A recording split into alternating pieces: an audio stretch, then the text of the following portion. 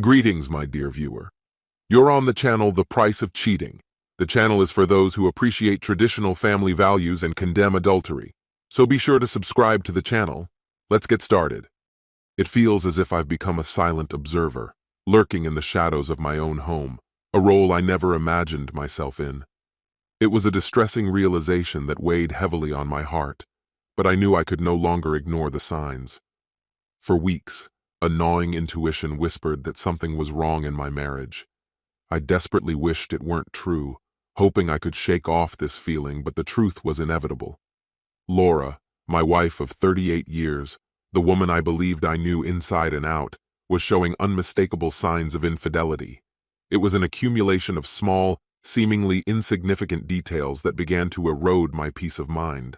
I combed through phone records and emails, hoping to find some clue, but found nothing incriminating.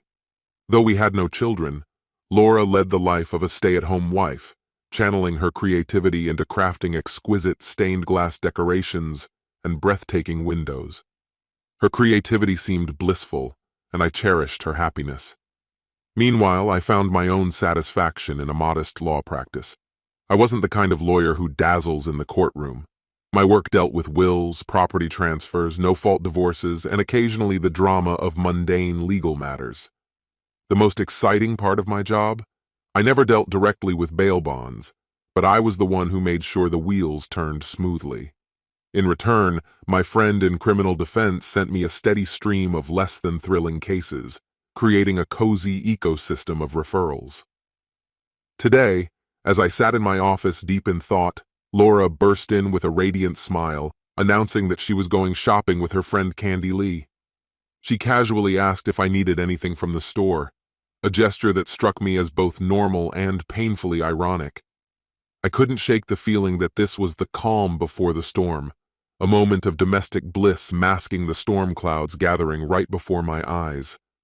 For some inexplicable reason, I woke up today with a strange sense of resolve. Either I would disgrace myself completely, or uncover some troubling truths I wasn't ready for. And here I am, diving headfirst into the unknown. Laura arrived at her friend Candy Lee's house and entered the familiar setting. She stayed there for what seemed like an eternity, about an hour, before Candy Lee emerged from the house looking slightly flustered and jumped into Laura's car. Then they sped off down the street, leaving me to wonder about the nature of their conversation. A GPS tracker was discreetly hidden in the car, and Laura had no idea it was there. I didn't follow them. Minutes passed, and soon an elegant motorcycle pulled into the driveway, its engine growling like a predator. The man, dressed in classic biker gear, dismounted with an unsettling air of confidence. Without even knocking, he walked straight into the house. Seizing the moment, I managed to take a clear photo before he disappeared inside. Feeling like a secret agent on a mission, I lingered long enough to snap a few more photos of the bike and its license plate. Half an hour later, I found myself at the mall, scanning the bustling crowd for any sign of Candy Lee. As I headed to the mall, I couldn't shake the eerie feeling that had crept over me earlier. When I checked the license plate number I had captured, my heart pounded with a mix of curiosity and fear. And so, as I sat down next to her with a steaming cup of coffee, I noticed Candy Lee trying to relax in one of the uncomfortable plastic chairs at the cafe, her expression a mix of surprise and irritation. "Ethan, you scared me!" she exclaimed, her eyes widening. "Why are you here?" she asked, slightly flustered. Shrugging, I tried to make myself comfortable on the hard chair. Without responding, I took a long, slow sip of black coffee, feeling its warmth and bracing myself for the conversation ahead. In truth, I never really liked these trendy coffee drinks. The sight of Candy Lee biting her lip and nervously shifting in her seat made me chuckle quietly. She was clearly feeling dizzy, trying to find a way to avoid the awkwardness of the moment. So I decided to give her a little break. "Calm down, Candy Lee," I thought to myself. "I know very well where she is, who she's with, and what they're up to. Honestly, I've stopped caring about it all." Her hands flew to her face, a clear sign of panic. "Damn it," she muttered. I wanted to ask her a bunch of questions or demand something like, "Let her stay with you. I'll send over all her things." No, nothing of the sort happened. She just shook her head as I turned away. Over the years, the place had changed. What started as a quirky bar and grill had turned into a biker haven, famous for its mouth-watering brisket. It wasn't exactly a family-friendly spot, but on weekends, it had a lively atmosphere. However, weekdays were a different story, often quieter and more peaceful. The moment I walked in, I was greeted by a familiar sight. Liam Hall, grinning meaningfully, handed me a frosty mug. "Welcome to our establishment, counselor. We don't see you here often." It was midday, but no fewer than 20 bikers were scattered around, enjoying the laid-back vibe. "Are we in some kind of trouble, counselor?" Liam asked with a playful glint in his eye. "No," I replied, feeling the weight of the day start to lift. "Everything all right with you?" "No, I'm in a tight spot." Liam, a few other club members, and I gathered around a round table, engaging in casual yet lively conversation. And then, in our chatter, Stephen Robinson came up, a weekend regular at the club, confident he could easily blend in with the crowd. Liam, with a mischievous grin on his face, assured me he would take care of everything. I didn't need the details, honestly. I was just ready to move on. With plenty of free time on my hands, I decided to head home. Less than an hour later, I was struck by how neatly I managed to pack Laura's clothes and personal belongings into black garbage bags. It barely fit in the car, but I got everything in. If she needs furniture or appliances, she'll have to arrange a separate meeting. The car was parked outside Candy Lee's house, but Laura made no move to come outside. Gently placing the bags on the porch, I slipped out of the house, noticing that Candy Lee was watching me from the window. Laura hadn't been in touch. No calls, no messages, no emails, not even an explanation. It was as if she had vanished into thin air.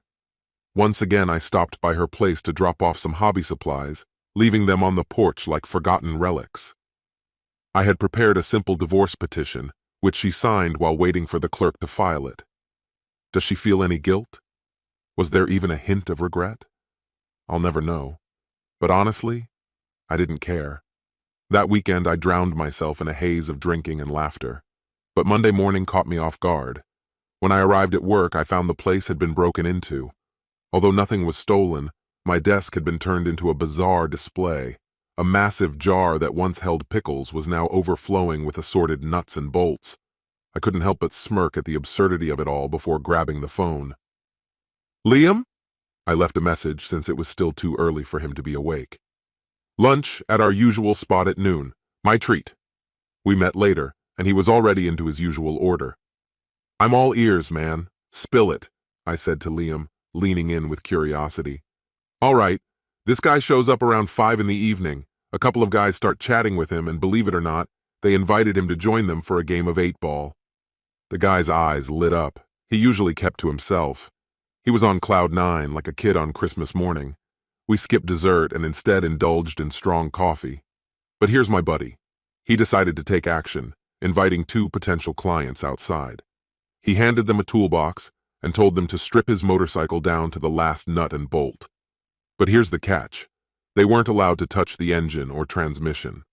The day was shaping up to be more than just an ordinary Monday. It was a whirlwind of strange happenings and laughter, full of randomness. It took nearly 2 hours, but when they finally finished, the excitement in the room was palpable.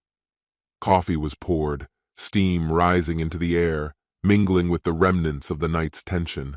Suddenly, the guy, engrossed in the game, abruptly set down the cue and hurried out.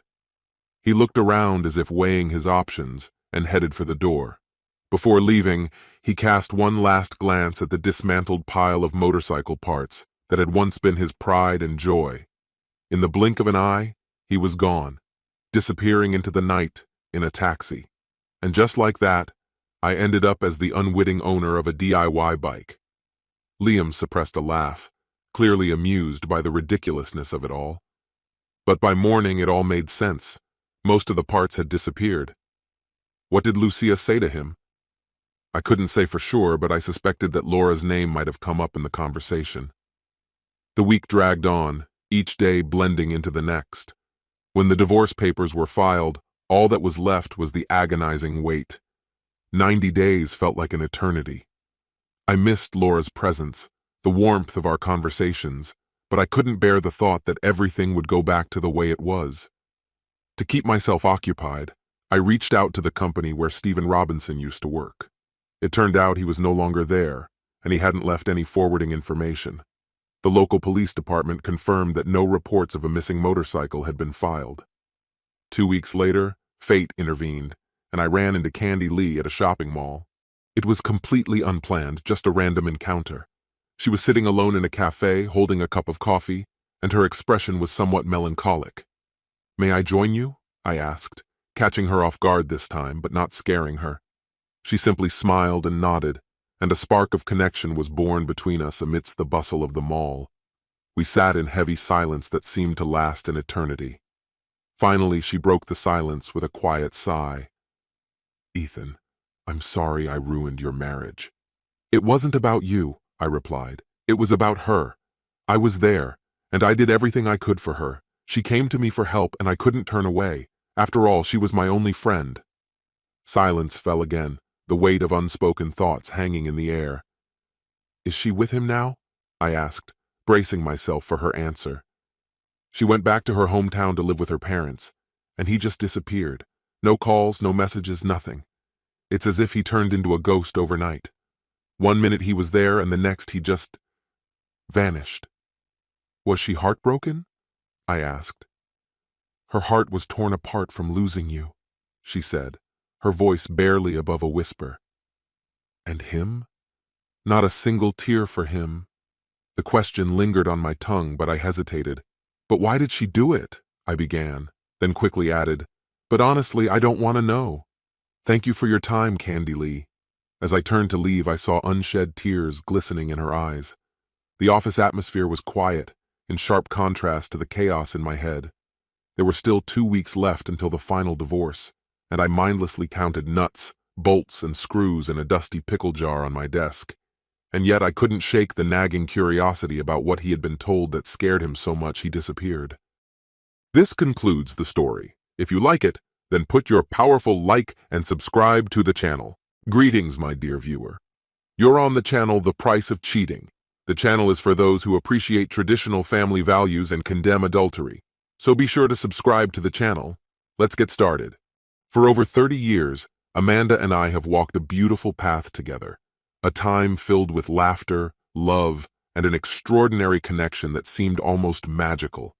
It felt as if we had created an invisible thread that linked our thoughts and desires, allowing us to anticipate each other's needs without uttering a single word. One morning, as I was getting ready for work, I realized I really needed some new underwear. I made a mental note to buy some during my next shopping trip. Little did I know that when I returned home that evening, Amanda had already foreseen my need. She had stopped by the supermarket, ostensibly to buy some bed linens on sale, but for some reason she felt compelled to pick up a fresh pack of underwear as well. It was one of those small surprises that made our bond even stronger. Another time, as I was driving home from work, I found myself inexplicably turning onto our street instead of driving straight. The decision was strange, and I couldn't explain it. As I approached the supermarket, I suddenly craved spaghetti with meat sauce. On a whim, I pulled into the parking lot and quickly gathered all the necessary ingredients. When I walked into the house, Amanda greeted me with a sparkle in her eye and asked, "Would you mind if we didn't have dinner at home tonight? I've been craving spaghetti all day, but we don't have what we need." It was yet another example of our delightful synchronicity. Our journey together began in college, where we met and quickly fell in love. We were both newcomers to the world of romance. Amanda, fulfilling a promise made to her mother on her deathbed, and I, too shy and inexperienced to navigate the complexities of relationships. Yet, despite our naivety, our intimate life blossomed into something deeply fulfilling and beautiful.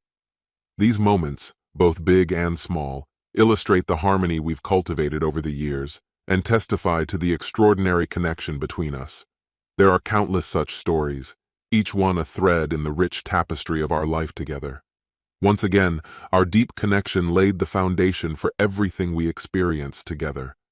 I instinctively sensed her desires, just as she could read my needs. A memorable moment occurred when one of her sisters gifted her a cheeky box with the playful title, A Guide to Intimate Possibilities, at our wedding reception. When Amanda opened it, she burst out laughing as a racy cassette tape tumbled out. During the first month of our marriage, we were captivated by that tape, endlessly replaying it and trying out every adventurous scene we saw. Our curiosity led us to explore more adult films, and we soon became regulars at the local adult bookstore. One day, during a playful exchange of opinions, I jokingly asked her if she ever planned to invite another man into our home for some real-life escapades. A delightful blush spread across her cheeks, and she exclaimed, "Oh my God, no! I'm a married woman. I couldn't be with someone I don't know, and if it were someone I do know, I could never face them again." After 3 decades of life together, I realized she meant every word. Our love life remained passionate. We enjoyed intimate moments several times a week, a stark contrast to many of our married friends who met on average only twice a month. Although we eventually stopped buying films, we continued to draw inspiration from magazines. A particularly unforgettable memory was our trip to Hawaii, where we made love on a charming little balcony outside our room, breathing in the warm breeze and delighting in the joy of being together in such an enchanting place. Our life has always been an adventure, and my 60th birthday was no exception. Amanda organized an incredible surprise party at one of our favorite local spots. When I came home from work that evening, she casually suggested we go out for dinner, and when I asked where, she mischievously smiled and said it was a surprise. As soon as we arrived at the venue, the surprise exploded like a burst of confetti. The energy was electric, and the air was filled with laughter. It was Friday night, and the band was playing tunes that made it impossible not to dance. Being the birthday boy had its perks. Friends flocked to offer me drinks, each stronger than the last. By around 10 o'clock, I started feeling slightly dizzy, and by midnight I had completely passed out. Amanda, on the other hand, was riding the wave of fun, seemingly without a care in the world. Some well-meaning friends, confident they were sober enough, decided to act as drivers. I have only vague memories of being propped up in the car. At some point, I regained consciousness and found Amanda in a surreal scene. She was strutting in high heels and nylon stockings, surrounded by a circle of guys who were more than a little friendly. I thought I heard her protest, but the world went dark again before I could make sense of what was happening. The next morning was entirely different. I woke up with the feeling that a marching band had taken up residence in my head. My mouth was as dry as a desert after a drought, and as I stumbled to the bathroom, I solemnly vowed never to allow myself to get caught up in a wild whirlwind of drinking and late-night outings again. After washing up, I headed to the bedroom where I found Amanda sprawled on the bed, drifting in and out of sleep. The traces of the night were palpable, evidence of passion scattered throughout the room. She had one high heel on, the other seemingly lost during the night's escapades. I looked down at her, thoughts swirling about how the previous evening had irrevocably changed the landscape of our lives. Slowly, I made my way to the kitchen, brewed some coffee, and took my time with the process, gradually returning to the land of the living. A couple of hours later, the sound of running water signaled that Amanda was finally awake. I was sitting on the edge of the bed when she came out of the shower, and upon seeing me, tears began to stream down her face. "I'm so sorry. Oh God, I'm so sorry," she sobbed. Without hesitation, I stood up and wrapped her in a warm embrace. Her head rested on my shoulder and she cried, feeling the weight of everything crashing down. I carried her back to the bed, holding her close until her breathing steadied. Eventually, I led her downstairs and made a simple breakfast. It wasn't until midday that she found the courage to recount the events of that night. "You know what happened," she began hesitantly. "Half of our friends were riding in the car with me, while the rest were with you." She went on to describe how Nicholas, Anna, and George were in the front, with Anna in the middle, while Amanda found herself in the back seat between Stephen and Brian. They hadn't even left the parking lot when Anna snuggled up to George, and a spark of chemistry ignited between them in the confined space, with Nicholas at the wheel. Despite having had too much to drink, Amanda was struck by what was happening beside her. Stephen leaned in and said, "Look, even though she's married, She can still have a little fun, she recalled, her cheeks flushing with embarrassment and intrigue. Encouraged by the camaraderie, Amanda allowed Stephen to steal a kiss, and then Brian wanted in on the action too. One kiss led to another, Stephen, then Brian again, and their playful exchanges ignited a spark within her. Before long, the atmosphere was charged with flirtation, and Amanda found herself swept up in a whirlwind of sensations. As the night unfolded, Amanda experienced a whirlwind of sensations, with everything around her blurring in a haze of excitement and mischief. In the midst of it all, Amanda caught a glimpse of Anna's head resting on George's lap, a startling sight that made Nicholas chuckle approvingly, utterly unbothered. Despite her intoxication, Amanda was fully aware of what Anna was doing, and a mischievous grin spread across her face as she realized her bra had been unfastened without her even noticing. Her senses heightened, every touch igniting a fire within her, and soon both men had her writhing with pleasure. "Go ahead," came Anna's voice from the front seat, teasing and encouraging. "I knew you had it in you to let loose like me." Amanda was swept away by a whirlwind of desire, completely unaware of how she had ended up in this moment. Before she could gather her thoughts, another car pulled up, and she was whisked into the house, landing softly on the couch. Nicholas, George, and Anna tumbled out of the car, while Stephen, with a smirk, promised to join them later. Anna's laughter rang out. "Don't take too long. I don't want to handle all this on my own." The walk from the car to the house felt endless to Amanda. Thoughts of the recklessness of her actions raced through her mind. She knew she should feel guilty, but there was a thrill in her rebellion that she couldn't ignore. Deep down, she regretted not being able to resist the inevitable, but she understood that in her current state, resistance would have been futile.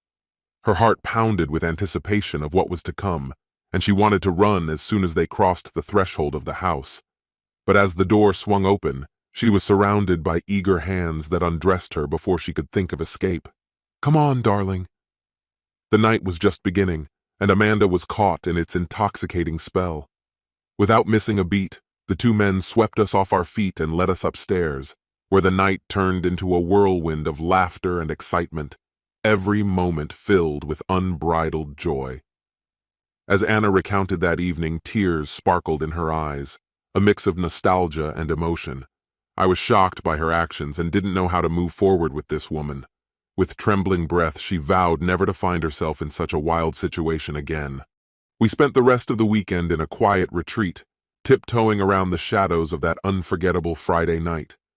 I could see that Amanda was still grappling with the echoes of what had happened, so I distanced myself, pondering how to deal with her.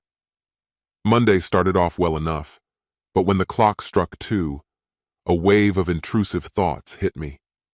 Images of Amanda with other men invaded my mind, and as I stood at the traffic light on my way home, I was overwhelmed by a vision of betrayal. When I finally arrived home, the house was quiet, and I noticed the answering machine light blinking impatiently. Gripped by curiosity, I pressed play. A familiar voice announced, "You have one new message and one old message." The new message turned out to be a routine telemarketer offer, which I quickly deleted. Our answering machine was a marvel of modern technology, equipped with features that often escaped Amanda's attention, like the ability to record messages that might otherwise go unnoticed. Little did I know that what was hidden beneath the surface of the answering machine could change everything. When the phone rang, the answering machine picked up, and its familiar voice played the pre-recorded message. Meanwhile, I picked up the other receiver, ready to immerse myself in the unfolding conversation. Little did I know that the answering machine was recording everything, both sides of the dialogue. "Hello? Amanda, it's Anna." "Oh, hi. Are you busy?" "Not really. What's going on?" "I'm planning to invite some friends over for a little get-together. Would you like to join us?" The pause was heavy and hesitant. "I don't think I can." "Come on, dear. A party would do you good." "I really can't. I'm sorry." "Can't or shouldn't?" "More like I shouldn't. But deep down you want to. I can hear it in your voice." The silence hung between them like a delicate thread. "Darling, you can't hide this from me. You remember lying next to me on that bed, don't you? A long pause stretched before Amanda finally gave in. What time? Whenever you can make it. I need to be home before Tom gets back. Turning around, I saw Amanda standing in the doorway, a mixture of longing and loss on her face, as if she had just lost something important. Frozen in place, I watched the message being relayed, a silent witness to the tangled emotions hanging in the air. Now I was certain that our 35-year marriage was beyond repair. Throwing that vile woman out on the street, I called our children and told them what their mother had done. I will ruin this adulteress's life, and it will be sweet revenge. This concludes the story. If you like it, then put your powerful like and subscribe to the channel.